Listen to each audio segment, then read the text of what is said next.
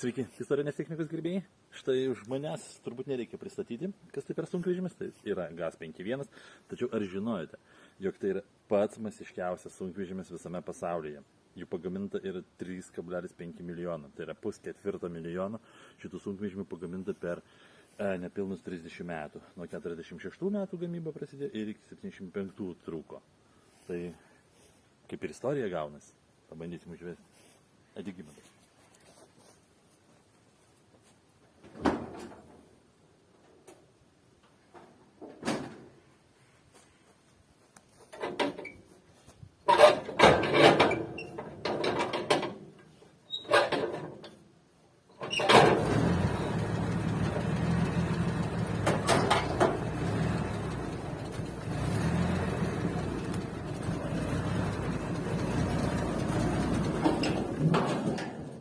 Ir užgė.